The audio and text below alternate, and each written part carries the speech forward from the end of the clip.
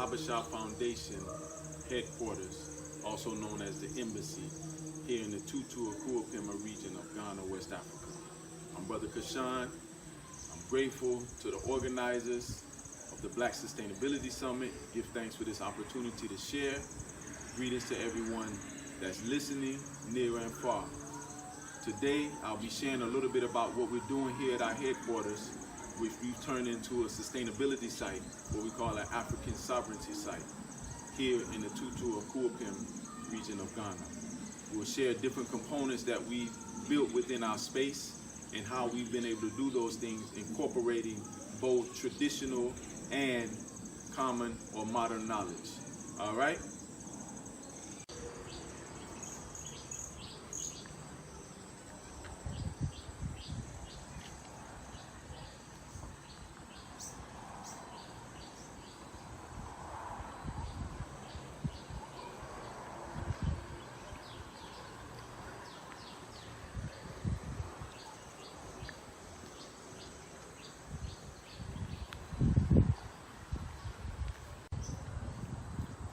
The Habesha Foundation headquarters is the first phase in the Kazi project, the Kweku Ando Sustainability Institute. This headquarters is designed to be a teaching space as well as a housing space for those Habesha staff members that are here from abroad, and also a training space for those in country and who will come to be a part of through our sustainability efforts. I have my daughter Isla here, who will also be sharing information as we travel through in this presentation. So I know you all are enjoying your time at the Black Sustainability Summit, and as a part of Habesha, the organization that I represent here in Ghana as well as in the United States. For those who may or may not know, Habesha is an acronym that stands for Helping Africa by Establishing Schools at Home and Abroad. This, where we're standing now, is a major component when we talk about Black sustainability, the food that we eat. So this is one of our growing spaces on site that we have a variety of plants. What we'll do is walk through and identify some of the plants that we have. Come on, take a walk with me. By the way, as you're walking in, there's a structure right here. Can anybody see what it is? I won't give you a hint. Let me know who answers it right. The Black Sustainability Summit team, let me know who answers it right. I'll tell you later. But this structure right here, but if you come a little closer, what the structure represents, not what plant it is, what the structure represents. But if you come a little closer, you'll see some beautiful flowers. This is the flower of the passion fruit, one of the most beautiful flowers in the world. The passion fruit flower has a fruit, the flower, and the leaf. All are medicinal. So we grow this and make juices out of the fruit. We use the leaves for teas. We use the flowers for tinctures, infusions, and teas as well. Passion fruit is one thing we have growing. To my right here, these beautiful plants that you'll see, this is cassava. Cassava is a root that grows underneath the ground. Each of these plants will produce 5 to 7 pounds of cassava. All right, let's walk this way.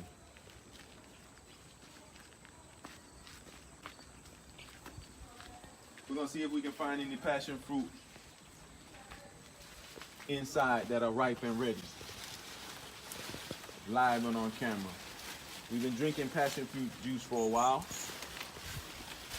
so we might have got them all yesterday, but I know they're hiding, one's at least hiding in here that I can find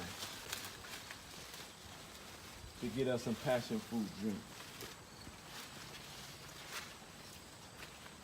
Here's one. It's not ready, it's almost ready. You want it to be a nice bright yellow when they're ready, but you can see hundreds and hundreds of passion fruit. This started off as a small plant. Give thanks, Brother Charles. He'll appreciate the effort that's gone into keeping this passion fruit alive. He was the one who helped to build the trellis. So big up yourself, Charles, for the work that you're doing home and abroad. All right, so we're just gonna continue our walk through our growing space. As you walk through these rows, you'll see that we have 2 tamarind trees that we're planting. What you should also notice, if you get a panoramic look, just pan the whole space. You can see that how we have our rows entrenched. You notice that we're on a slope, so we're using the natural land space as a way to convert and revert the water to go in these spaces. Eventually, we'll have stones in here for drainage, and we'll also be building bamboo around as our beds to contain our soil. To my right, your left, we have zucchini that we've planted. We actually got these seeds from the States, so we'll see how they germinate and how well they grow. We use this space as a laboratory, so we try growing all type of indigenous as well as heirloom seeds that we get from throughout the world. Over here to my left, we have sugar cane, and also we just started nursing collards here, lettuce here, chard, dinosaur kale, continuing to grow.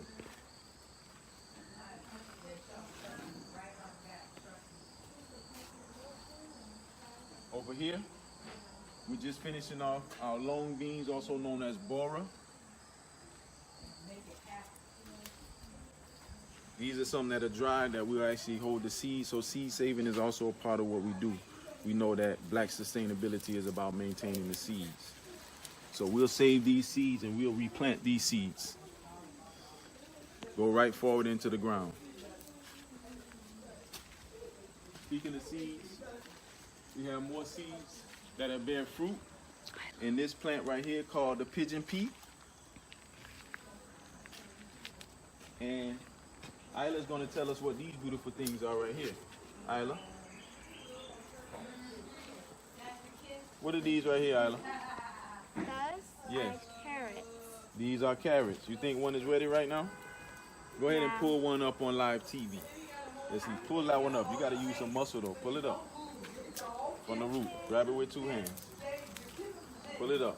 We're getting this on live TV. Black Sustainability Summit, live and direct. That wasn't that hard. Shake it off. Fresh carrots. Now guess what? I'll tell you this. These carrots are way more rich in carotene and vitamins. They may not look all pretty like they come out of the grocery store, but the power that they have nutrient-wise, we won't trade it for the world. Fresh carrot. Over this way.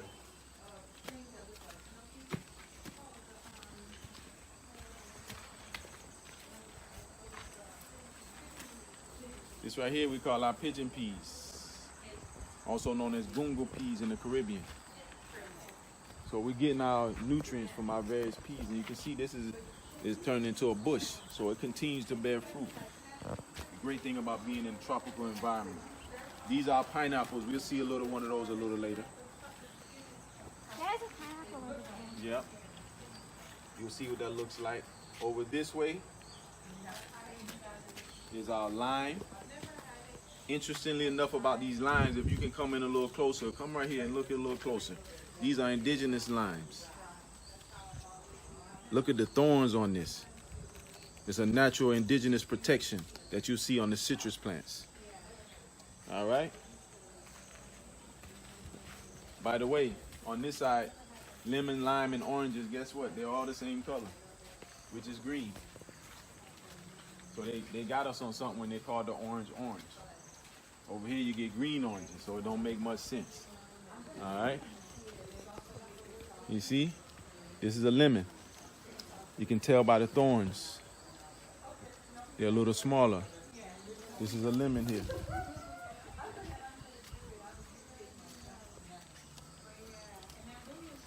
All these things you see growing, some may know them as elephant ears, is in the same family as elephant ears, but they're not elephant ears. They're actually, in the Caribbean, they know it as cocoa yam.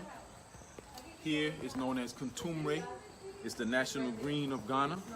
And if you notice, if you come in a little closer, you harvest only a certain green. You don't harvest from all of the the plant. So we'll look to find one. Let's come over this way. We'll look to find one that we can harvest fresh. Right here. So if you come right here, you wait till this plant, the newest plant, come in and the newest leaf, that's the one that you'll harvest when it gets to about this size right here. So this is the one we'll eat right now. The ones on the outside, you leave those because they gather the nutrients for what's underneath, which is what they call the cocoa yam. Many may know that. It's a yam.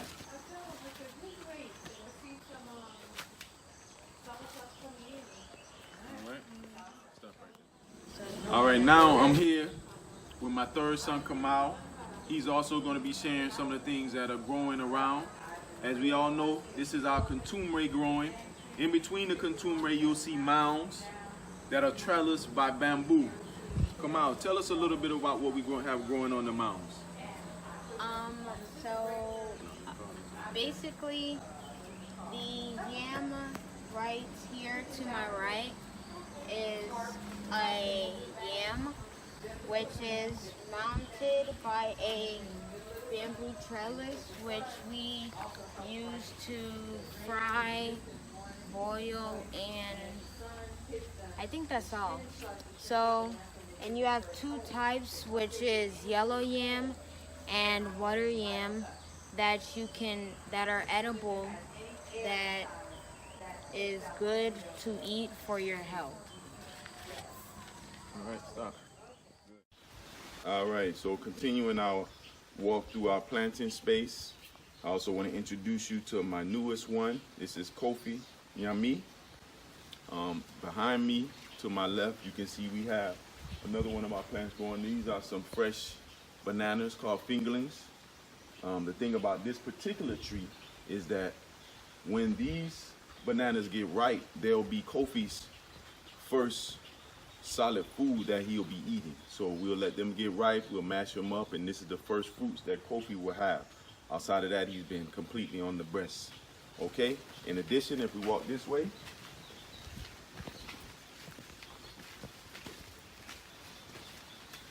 you can also see that we have some plantains that are almost ready. Plantains are very much similar to bananas. They're in the same family. They're a lot more hardy. So we have plantain and bananas growing all along the perimeter of our space. So we always have food growing. All right, you can stop.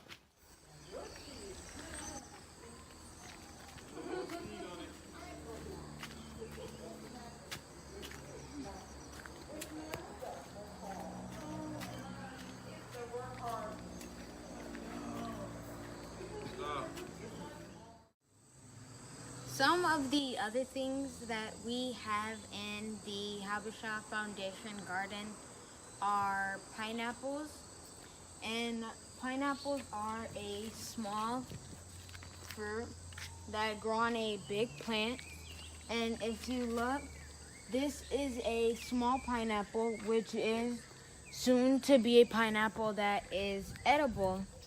And if you look closely, they have pointy little like prickles that help them defend themselves, and their plant almost looking like aloe, it helps them with the self-defense also.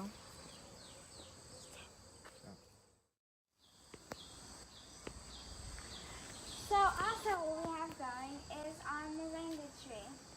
This moringa tree is the tree of life, and it's also edible.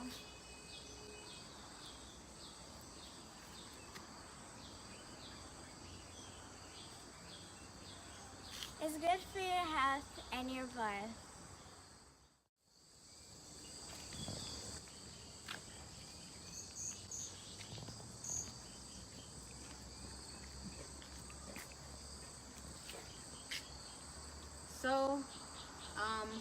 So basically the plant that is behind me, like my father had said, is the soursop.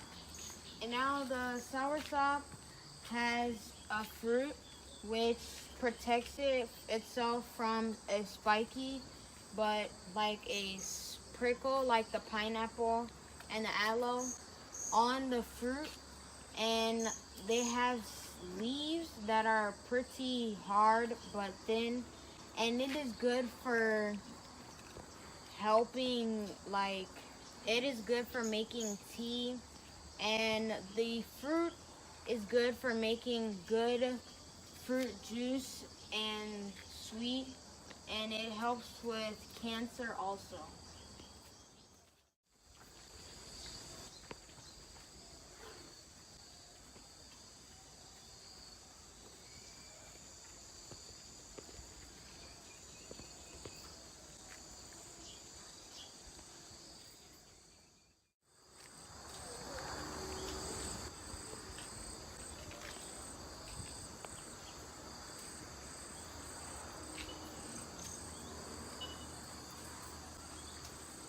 Greetings, everyone. I'm here at Habesha harvesting pigeon peas, organic pigeon peas. You see how lovely these grow and in abundance in the Caribbean. They use these as hedges, and the neighbors get to pick on both sides of the hedges. These are wonderful peas that when you open them up inside, they make a lovely bean stew. I'm getting some to start some seedlings for Green Hope Seed Bank, because we know that the seeds that we get from Habesha are quality, organic, and wonderful. I've been working with Habesha here in Ghana since 2004, and right now I'm at the headquarters picking these lovely organic pigeon peas. Some will go in the stew and some will go in the soil.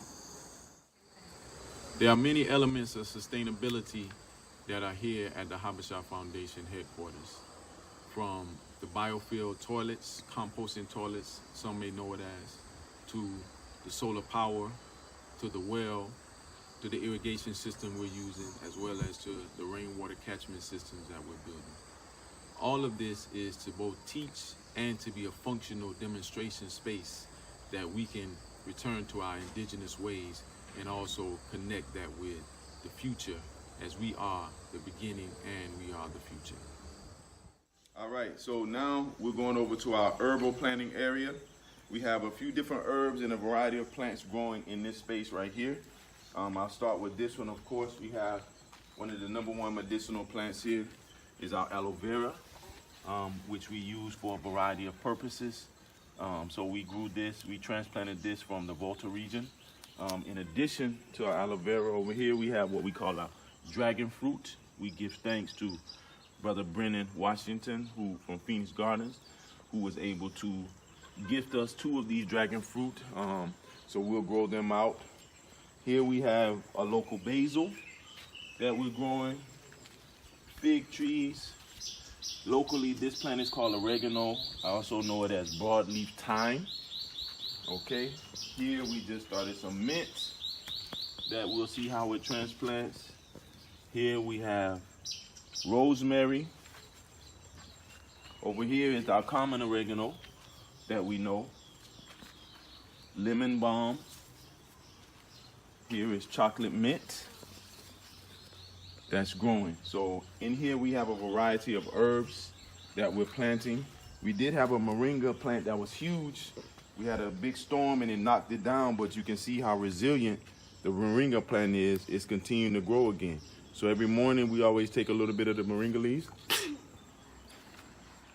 get our morning breakfast in, straight from the farm, also known as the pharmacy. Another component of sustainability is that we've dug a well on site. We had surveyors come out and test to see which was the best place to capture water. They found that this site right here near our pawpaw plant is the best place for the well.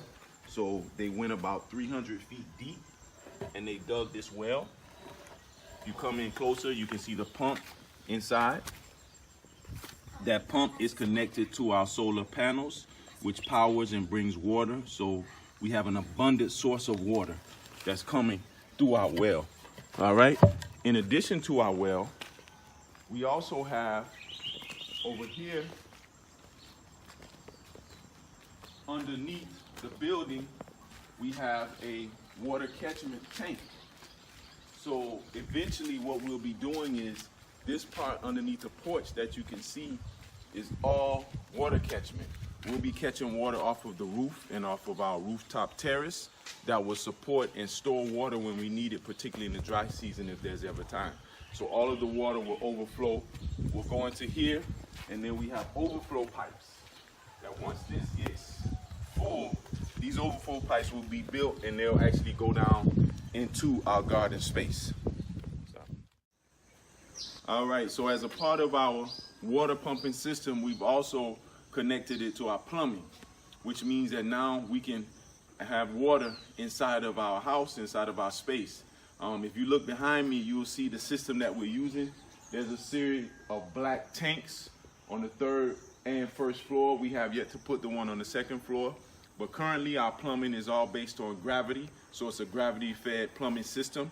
Eventually we'll have a solar power pump that we'll be using to pump our water more forcefully, but now we're using the gravity-fed system, which allows a slight pressure. It's not heavy pressure, but it still works as long as you have it elevated above the space that you're going to be using. So really what we're trying to do is take use of all of the elements that we have on the land that can help us in maximizing our sustainability. All right, in addition to catching our water, we also have used plumbing system that is sustainable called a biofield system. Basically, a biofield is a system where the waste that we have that comes from our toilet is separated to solid and liquid. Those solid and liquids are separated out through a filter. When that filter is separated out, the hard waste sits and microorganisms break it down and turn it into compost over about a 6-month period. The liquid waste goes through our plumbing system and is eventually spread out into our garden space. Let's come and see one of our biofield containers right here. So inside of this container, we have a filtration system, and we also have microorganisms. As you can see, all of the waste comes from this pipe. Then the filter separates the solid and the liquid. Once the solid and the liquid, it goes through the liquid goes through another pipe and goes out and down to our garden area, and it separates out from there.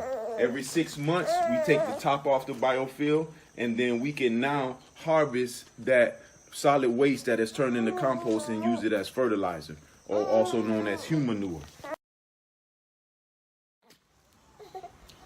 We have 3 biofield stations on the compound. We saw one earlier. Here's another one under our steps. Because we have a total of 6 bathrooms, we have 2 bathrooms connected to each biofield station. So you can see it's a similar setup underneath our steps. Let's go around and see the other one that we have.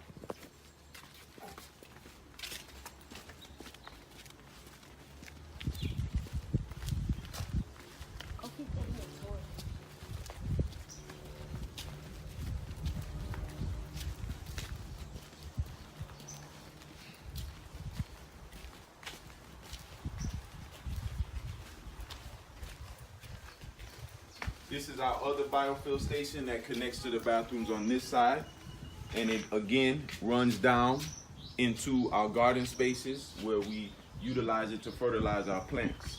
We call it human manure. All right, another component that we have of the space is maximizing what we're able to use around.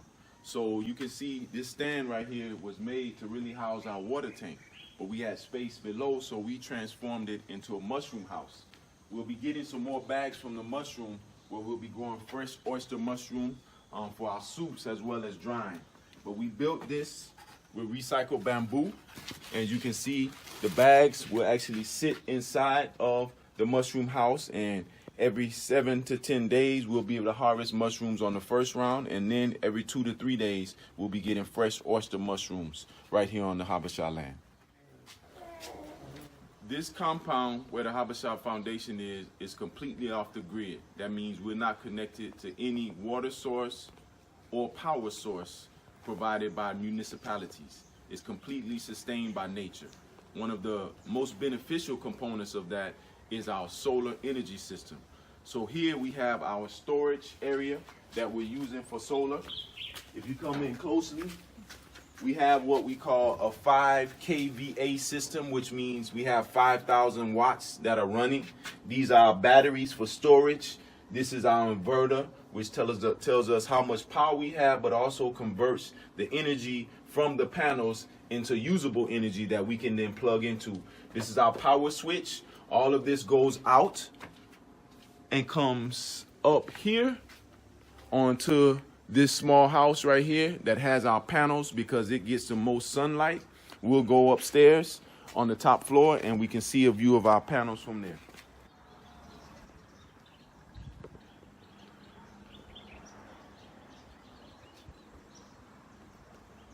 Here we are on the 3rd floor, the rooftop terrace of the Habesha Foundation compound. As you can see, we have a beautiful view of the Akuapem Mountains. In our distant left, you'll see Tema, which is the main port of Ghana, and to our right is Accra. We can't see as much, but at the nighttime, this is a beautiful view of the hillside. I want you to come and check out our solar panels from up top. As I mentioned, we look for the space to get the most sun, and of course, we want our panels to be south facing. So what we've done, we noticed that our small house had the best angle for the solar panels and it got the most sun. So currently we have 12 panels up for our 5 kVA system. We'll be adding another 9 panels and bring it up to a 10 kVA system to make sure we can facilitate the power of our appliances and everything that we need. All right, that concludes the tour for the Habesha Foundation headquarters here in the Tutu Akuapem region. Again, we give thanks to the Black Sustainability Summit organizers for allowing us this opportunity to share with you what we're doing here in Ghana. This is phase 1 of the Kweku Ando Sustainability Institute. We have begun building and development of our main campus in the Volta region of Ghana. We're hoping that by 2020, we'll have that complete and we'll be to host some of you here in Ghana for the 2020 Black Sustainability Summit. Continue to enjoy the rest of your time at the summit. Those who have questions for me, I'll be on a live call tomorrow at 11 a.m. to share more about what we're doing here in Ghana and how you can be involved. All right, for more info, you can check us on our website at www.habeshainc.org. Check us at all of the social media, Facebook, Twitter, Instagram, Habesha Inc. And we'll see you soon. Peace.